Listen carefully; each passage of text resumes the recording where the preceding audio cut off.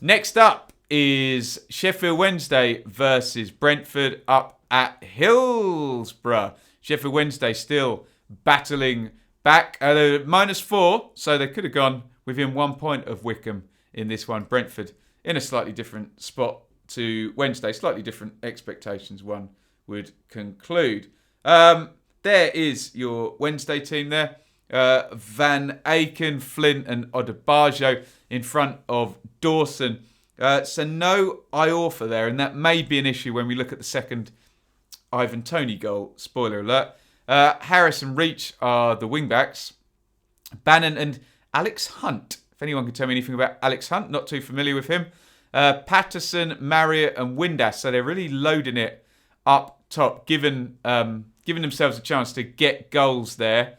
And Marriott, can he now get a run of games and score some goals in the Championship? Just hasn't really happened for him yet, has it? Brentford, the standard, the classic 4-3-3 there. Raya, Henry, Pinnock, Janssen, Dalsgaard. You will see the little medical sign next to Janssen. He had to go out on 58, so we'll keep an eye on that. I guess he gets scanned today. Jensen and De Silva, either side of Vitali Janelt. We know that Norgard is going to be out for a fair old while, so let's see if Brentford can bring in another European player who I've never heard of, who's going to end up being brilliant, like they're very good at. And is this going to be the front three now? Sergi Canos on the bench, Mbuemo, Tony, and Godos. Obviously, the mainstream press liked their BMW, which was very cringy last year. Ben Rama, Watkins, Mbuemo. I've said it the wrong way around, haven't I? Does Mbuemo, Tony, and Godos have the same threat? GTM? No, I don't think so, but maybe we won't get the cringy nickname then. But they're scoring, aren't they? And another 2 goals for Ivan Toney. Here he is. No prizes for guessing who reacted quickest to that shot being parried. Toney miles away, and he's in superb form. Slams that one in with the left foot.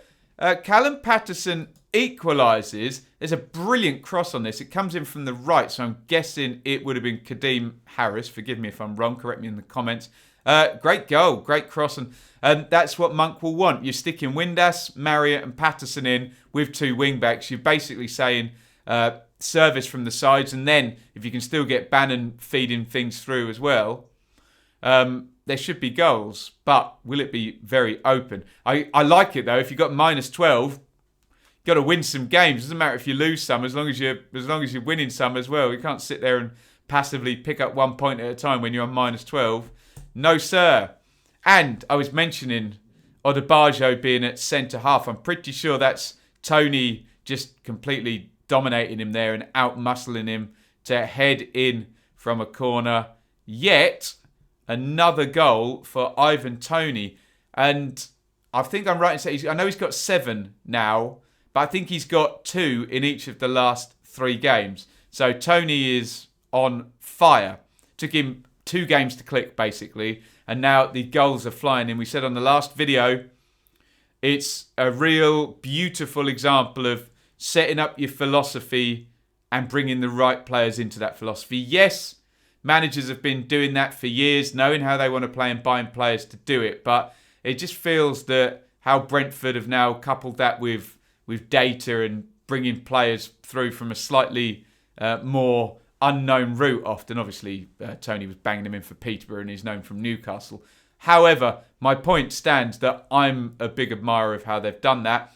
And he's slotted in and he is scoring the goals. Can he beat Watkins' total was what we asked the other day.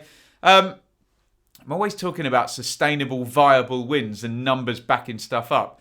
And Brentford are the darlings of numbers. If your numbers look like Brentford's, you'll be all right, probably. Although I know I'll get pushback on that saying, well, why haven't I got promoted then, Ben? Fair point. But again, look at that. 54 in the possession, 14 shots to 6, 5 to 3 on target, 4 corners to 3, 2 big chances to 0. That's what you like to see. Creating lots of big chances, 2. Creating big chances and not conceding many. I think always if you couple your eye test with the numbers and you come away and just you look down that row of numbers, they're all in your favour. You know that's sustainable. You're looking good. And I always feel it's great when goals are spread around, but you know that your team is set up for the striker to score. It's literally their job. So it bodes well for Brentford. We'll see what the Janssen injury looks like.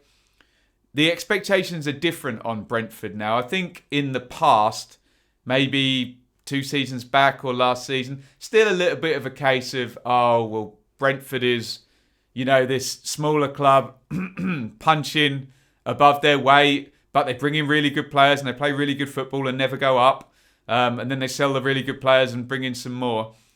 It just feels different this season, doesn't it? It feels like new stadium, established as a championship challenger. Everyone knows how well they run and how well they play. So can they deal with the expectation? Because there were accusations last year of them not being able to deal with the expectation when they did get into that position a couple of games left of the season. It just ran out of steam. But as you know, if you've watched the channel, big admirer of what they do. And it seems to be working again as they pull up just on the edges of the playoffs now.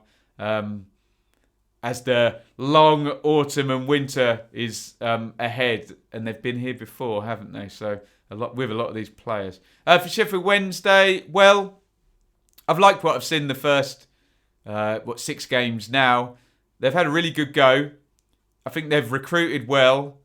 They're going for it, which is the main thing, and there's plenty of signs to say that they can get the -12 out of the way and then pull themselves clear. They need to maintain what they've done in this first 6 games, and some probably. But it looks all right for Wednesday, doesn't it? They just need to not. They really, if they are going to lose games, and they are going to lose games, I just feel they can't afford to have a 3 or 4 game losing streak. I think they need to gamble, so they're going to lose games, and the 3 striking players, etc., kind of intimates they're going for it. But they need to respond quickly when they do. So the weekend will be interesting with that being said. Thank you so much for watching. If you enjoyed this video, please hit the like button to see more videos from this channel. Hit the subscribe button and to be notified every time we upload. Ring the bell for those notifications to come through on your device. If you really want to support the channel and me as a content creator, I will be eternally grateful if you head over to the merch store and grab something, or support over on Patreon, patreon.com/BenjaminBloom. Thank you for your time. Go and watch another video.